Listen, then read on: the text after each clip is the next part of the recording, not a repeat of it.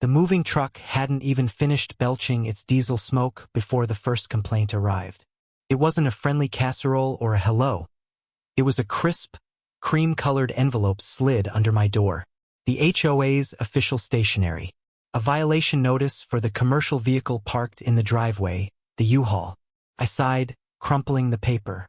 My new neighborhood, Whispering Pines, was a place where the grass was unervingly green and the silence was a heavy, expensive blanket, broken only by the distant, precise hum of a lawnmower or the whisper of a sprinkler system. I'd moved here for the peace, a fresh start after the divorce, a place where everything had its place. So far, it felt more like a very clean, open-air prison, and I was already on the warden's radar. The real peace arrived 2 days later in a cloud of dust and the throaty rumble of a well-used engine.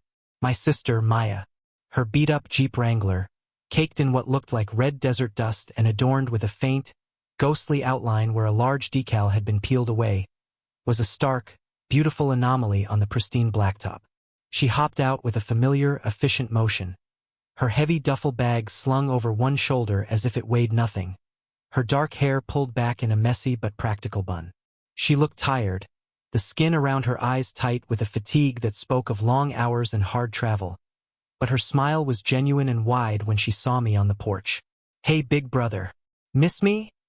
she asked, her voice a little rougher than I remembered. I hugged her tight, the familiar scent of her leather, coffee, and the faint, sharp tang of jet fuel, cutting through the sterile, floral-scented air. "Always," I said, and meant it. Her presence immediately made the house feel less like a showroom and more like a home. The plan was simple. She'd stay with me for a few months while she figured out her next move. The Army had been her entire life for 12 years, and civilian life was a foreign country she was hesitant to explore, its customs strange and its rules seemingly arbitrary. Little did we know, the most arbitrary rules were waiting right next door. Mrs. Agatha Gable was a woman forged in the fires of petty grievance and polished with the wax of self-importance. She held her monthly HOA meetings in the starkly lit clubhouse with the solemnity of a Supreme Court session, the air thick with the smell of stale coffee and lemon-scented disinfectant. I dragged Maya along, thinking it might be good for her to see the local wildlife, a crash course in the peculiar sociology of my new neighborhood. We sat in the back on cold, molded plastic chairs as Mrs. Gable, perched behind a microphone that was entirely unnecessary for the 30-person room, went through her list of transgressions with puritanical zeal. And the Henderson residence. A pink flamingo. One pink flamingo. Not even a pair. A singular, garish, non-conforming plastic foul. This is not a carnival. A man 2 rows in front of us slumped lower in his seat, muttering, "It was my daughter's birthday." Mrs. Gable's hawk-like eyes, magnified behind her large glasses, scanned the room like a turret, and they landed squarely on us. And we have a new vehicle on Cypress Drive, a Jeep Wrangler, which remains, despite a written warning, in a state of profound disarray. It's an eyesore that actively degrades our collective property values. All heads swiveled to stare. Maya, who had been slouching in her chair with the practiced boredom of someone who'd endured countless briefings, slowly straightened up. The room's focused attention was a trigger she was conditioned to pull. "I washed it," Maya said, her voice calm but clear, a blade cutting through the air-conditioned silence. Mrs. Gable blinked, adjusting her glasses as if to get a better look at this audacious interloper. "It is still not to community code. The dirt appears ingrained. The tires are unacceptably aggressive. It's called all-terrain tread. It's for function," Maya replied, her tone flat and even, devoid of any emotion she might be feeling. "This is a community of aesthetics," Mrs. Gable retorted, her voice dripping with condescension. "Not a motor pool. I suggest you invest in a car cover, a beige one, from the approved vendor list, and have it applied by tomorrow morning, or further action will be taken." Maya didn't flinch. She just held the woman's gaze, a silent, steady challenge, until Mrs. Gable, unnerved by the lack of contrition, was the first to look away, shuffling her papers with a nervous tremor. On the walk home, the oppressive quiet felt heavier. Further action? Maya finally asked, her voice laced with a dark amusement. What's her next move? Send in a Spec Ops team to detail my car? You laugh, I said, kicking a perfectly smooth pebble off the immaculate sidewalk. But her power is absolute. Fines. Lien. She genuinely lives for this. The beige car cover arrived the next day via a scowling courier. A shapeless, shroud-like thing folded into a plastic bag that crinkled with bureaucratic finality. Maya held it up with 2 fingers as if it were contaminated. A monument to conformity, she declared with a grunt of disgust before tossing the bag onto the passenger seat of her Jeep. She never put it on. The promised further action wasn't a formal fine. It was a campaign of low-grade psychological warfare. First came a warning letter about excessive noise and percussive disturbance, issued after Maya did her morning routine of push-ups on my patio at 6 a.m., the rhythmic thump of her boots on the concrete apparently carrying like cannon fire through the morning haze. Then, a formal citation for unapproved and aggressive landscaping alteration appeared because she'd taken a pair of shears to a dying, overgrown rose bush in my front yard, pruning it into a brutally efficient, geometric shape that exposed the house's foundation. It was a tactical liability, she'd argued, her tone leaving no room for debate. Completely blocked the sight line to the front door. Now I can see the street. Mrs. Gable began taking daily constitutional walks that always seemed to pause with theatrical precision directly in front of my property line. She'd stand there, a sentinel of spite, a small leather-bound notepad in hand, her pen poised like a venomous stinger, a living, breathing violation in a sun hat. The tension was a thin wire stretched taut between my house and the rest of the street. I could see it getting to Maya. The structured, rule-based life of the military was one thing. It had purpose and clarity. This was chaos disguised as order, arbitrary, personal, and suffocating. Her hard-won sanctuary was being invaded by the very peace she was supposed to be enjoying, and the instinct to either fortify her position or launch a counteroffensive was visibly warring within her. The breaking point came on a Tuesday. Maya was in the driveway changing her oil. She had a fresh tarp down, her tools laid out with the regimented precision of a surgeon's tray. It was clean, efficient, and undeniably, unapologetically mechanical. Mrs. Gable materialized as if summoned by the scent of 10W30, her expression one of utter apocalyptic horror. "This is completely unacceptable," she screeched, pointing a trembling, accusatory finger at the draining pan. "Vehicle maintenance is strictly prohibited in driveways. This is a residential neighborhood, not a garage. This is a toxic biohazard." Maya wiped her hands on a clean rag, her face a mask of cold, unnerving control. "Ma'am, it's a simple oil change. There is no hazard. Everything is contained." "I see a hazard. I see a blatant violation. I see a complete and utter disregard for the standards that make this community great." Mrs. Gable's face was a mottled puce. "You have 10 minutes to cease this activity and remove this industrial mess." Maya took a slow, deep breath, the kind a bomb tech takes before deciding which wire to clip. "Or what? Or I will call the authorities this instant," Mrs. Gable declared, pulling a cell phone from her cardigan pocket and brandishing it like a royal scepter. Maya looked at her, then down at the oil filter wrench in her hand.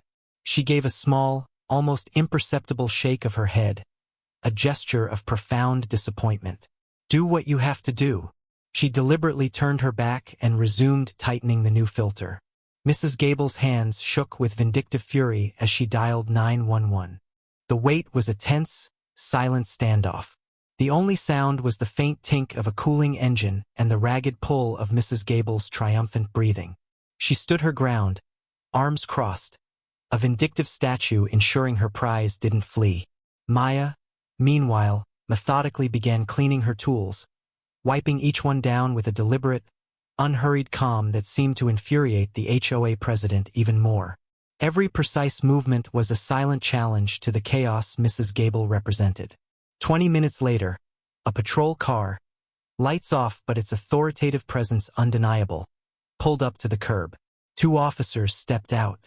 The driver was a sergeant with a weathered face and a weary slump to his shoulders that screamed of decades spent responding to nonsense calls. His younger partner looked bored, already mentally categorizing this under Whispering Pines drama.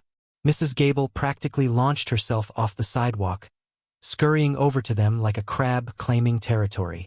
"Officers, thank goodness you're here. I am the HOA president. This woman is in blatant violation of our covenants and is creating an environmental danger," she shrilled, pointing a dramatic finger at the oil pan as if it were a toxic waste dump. The sergeant held up a placating hand, his eyes already scanning the scene, taking in the spotless tarp, the sealed containers, and Maya's composed posture. "Ma'am, we got a call about a disturbance," he said, his voice a low, tired rumble. He looked past her at Maya, who had now stopped her cleaning and was standing at a relaxed parade rest, watching them with a calm, assessing gaze that he immediately recognized as something more than civilian defiance. "Evening, ma'am," he said, directing his full attention to her. His tone was neutral, professional. "We had a complaint about automotive work being done here. Can you tell me what's going on?" "Yes, Sergeant," Maya said, her voice crisp and clear, devoid of any fear or attitude.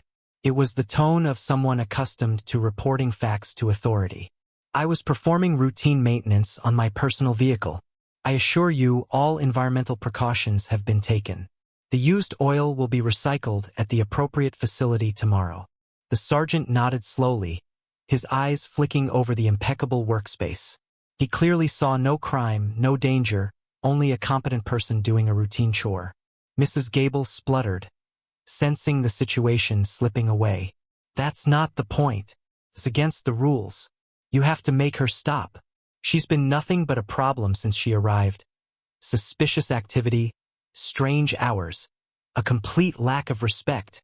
The officer's partner shifted his weight uncomfortably, looking at the perfectly manicured lawns. "Ma'am, this sounds like a civil homeowner association matter. There's no law against changing your oil on your own property." "But she's..."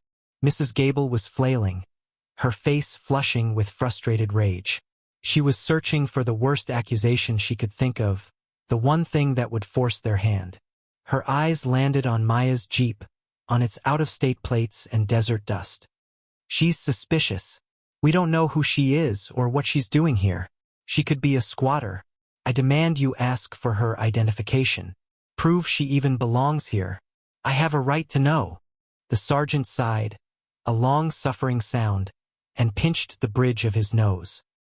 He looked at Maya with a genuinely apologetic expression. He knew this was a power play, but the complaint, however ridiculous, had been formally made. "Ma'am, I'm sorry about this. Could I just see your ID to clear this up, so we can all get on with our night?" A cold knot of humiliation tightened in my stomach. This was it, the ultimate petty victory. Maya's expression didn't change, not a flicker of anger or annoyance. "Of course, officer." But she didn't reach for her back pocket where a civilian wallet would be. Instead, she turned and walked with a steady, purposeful stride to the passenger side of her dusty Jeep. She leaned in and after a moment, pulled a small, worn, black leather wallet from the glove compartment. She walked back and handed it directly to the sergeant, not to Mrs. Gable. The sergeant opened the worn leather wallet. His entire demeanor, a canvas of bureaucratic boredom, underwent an instantaneous and profound transformation. His slouched shoulders squared. The weary lines on his face seemed to tighten into focus. His eyes, previously glazed over, widened just a fraction as he looked from the official identification inside to Maya's face, then back again, performing a swift, professional verification. The plastic card was no driver's license. Mrs. Gable, sensing a victory and misreading his sudden intensity as alarm, leaned in, her voice a hushed, eager hiss. "Well, is it fake? Is it expired? Is she here illegally?" The sergeant ignored her completely, as if she had suddenly ceased to exist. He slowly closed the wallet with a soft, definitive snap, holding it now with a newfound reverence in both hands. He extended it back to Maya, his movements deliberate and filled with a respect that was entirely absent moments before. "Captain Evans," he said, his voice losing its tired rumble and gaining a low, formal clarity. "My apologies, Captain. We weren't aware." The young officer beside him, curious, peeked over his sergeant's shoulder. His eyes scanned the card, and his own posture immediately stiffened, his casual slouch vanishing as he stood a little taller, his expression shifting from apathy to one of startled respect. Maya took the wallet back, her face still an unreadable mask of calm professionalism. "No need for apologies, Sergeant. You're just doing your job." Her gaze then slid from him to Mrs. Gable, who was utterly bewildered by the sudden, seismic shift in the atmosphere. The power had not just drained from her, it had been violently transferred. What is it?" she demanded, her voice losing its shrill power and becoming thin, confused. "Who is she? What does it say?" The sergeant finally turned to her, his weariness now replaced with a flat, stern authority that brooked no argument. "Ma'am," he said, his voice cold and clear, ensuring every word landed with the weight it deserved. "This is Captain Maya Evans, United States Army. That identification is her military ID." He let that hang in the thick, evening air for a long moment, allowing the immense weight of those simple words to completely crush Mrs. Gable's petty outrage under the boot of something far more significant. "The suspicious activity you mentioned," he continued, his voice dropping into a tone of quiet, profound disapproval, "is likely the captain here adjusting to life after active duty. The strange hours are probably the result of a sleep schedule forged in time zones you've never heard of, fighting for freedoms that include the right to have a homeowners association." He took a half-step toward her, his presence suddenly immense. This woman has been serving this country, and the only thing she deserves from her community, from her neighbors, is a "thank you for your service." Not harassment over a dirty Jeep and a changed oil filter. Mrs. Gable looked like she'd been physically struck. Her mouth opened and closed soundlessly, a fish gasping on dry land. The triumphant color drained from her face, replaced by a blotchy, hot shame that crept up her neck and burned her cheeks. The notepad dangled uselessly from her fingers. She had called the police on an army officer for the crime of changing her oil. In that single, horrifying moment, she saw the entire, ridiculous scene from the outside and understood the breathtaking smallness of her own role in it. The silence that followed the patrol car's departure was heavier and more profound than any that had ever blanketed Whispering Pines. It was a vacuum, sucking the sound from the world, leaving only the hum of distant streetlights and the ragged, shallow sound of Mrs. Gable's breathing. The harsh glare of the drama was now a singular, exposing spotlight trained solely on her, revealing every wrinkle of shock and shame on her face. She looked at Maya, not with anger anymore, but with a dawning, horrifying realization of her own absurdity. She had marshaled the full force of civil authority over a spot of dirt and a routine oil change. She had tried to flex her miniature, self-appointed power in the shadow of a real, earned command, and the contrast was so grotesque it was almost pitiable. She tried to speak, to form some semblance of an apology or a justification, but her mouth worked soundlessly before finally producing a strangled, I had no. Maya didn't say a word. She didn't need to. She simply looked at Mrs. Gable with an expression of profound, weary pity. It wasn't contempt or gloating. It was the look a soldier might give a belligerent child who doesn't understand the concept of war. A deep, exhausted sadness at the vast gulf of understanding between them. That look, more than any shouted insult, utterly dismantled the woman. It stripped her of her presidency, her authority, her very standing, reducing her to exactly what she was, a small, mean person on a sidewalk. Finally, with a choked sound, Mrs. Gable turned on her heel. The movement was jerky, uncoordinated. She didn't walk with her usual purposeful stride. She fled, her sensible shoes scuffing against the pavement, her cardigan flapping behind her like the broken wings of a startled, defeated bird, desperate to escape the scene of her own humiliation. Back inside, the adrenaline crashed, leaving a hollowed-out silence in its wake. Maya sank onto the couch, the rigid posture she'd maintained finally collapsing. She leaned forward, elbows on her knees, and ran her hands over her face. She looked more exhausted than I'd ever seen her, even after her longest deployments. The confrontation hadn't been a victory. It had been a deeply unpleasant exposure. It had forced her to use her service, a core part of her identity forged in sacrifice and hardship, as a cheap shield against something stupid and petty, and it had left a corrosive, bitter taste.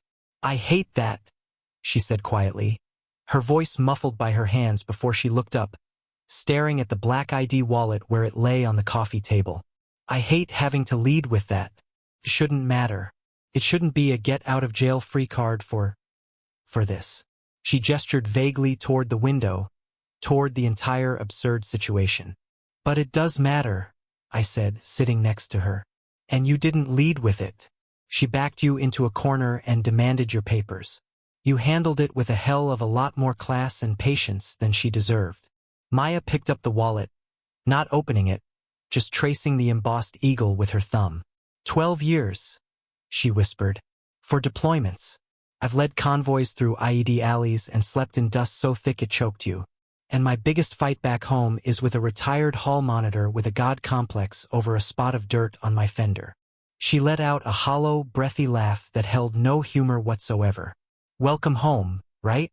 Some war story this'll make." The bitterness in her voice was a tangible thing, a residue of the evening that no amount of cleaning could wipe away. The change in the atmosphere of Whispering Pines wasn't immediate, but it was profound and absolute. The violation notices ceased entirely. The daily constitutional walks no longer paused at the foot of my driveway for a critical inspection. The neighborhood was suddenly and completely quiet in a way that felt different, less like suppressed tension and more like a collective, embarrassed sigh of relief. The story, of course, spread through the perfectly manicured grapevine with viral speed. It was the most electrifying piece of gossip to hit the community in a decade. The man with the pink flamingo gave me a broad, unapologetic thumbs up at the mailbox. The Henderson family now waved with genuine, enthusiastic warmth whenever they saw Maya tending to the ruthlessly efficient rose bushes. Mrs. Gable became a ghost in her own kingdom. She was rarely seen, and when she was, scurrying to her car or fetching her mail, she'd quickly find a reason to look away or suddenly cross the street to avoid any possibility of eye contact. Her authority, meticulously built on a foundation of fear and pettiness, had been shattered by a single, stark moment of perspective she could never come back from. A week later, a plain, unmarked cardboard box appeared on my doorstep. It was addressed simply to Captain Evans. Inside, folded with neat, almost obsessive precision, was a high-quality, heavy-duty car cover. But it wasn't beige. It was a practical, dark olive green. Tucked under the fold was a simple, expensive-looking cream note card. It wasn't signed, but the looping, formal handwriting was unmistakable. It read, "For whatever function you require," and "Thank you for your service." Maya held the card for a long time, her fingers tracing the embossed edge of the paper. She didn't smile, but the hard, weary edge in her eyes softened just a fraction. It wasn't a full apology, that would have been too much for a woman like Agatha Gable to ever truly give, but it was an acknowledgement. A white flag from a defeated dictator, a concession that some rules were smaller than sacrifice. That evening, as the sun set, she didn't put the new cover on her Jeep, but she didn't throw it away either. She folded it again with the same precise efficiency and placed it carefully on a shelf in her closet. A trophy of a strange, small war she hadn't wanted to fight but had won nonetheless.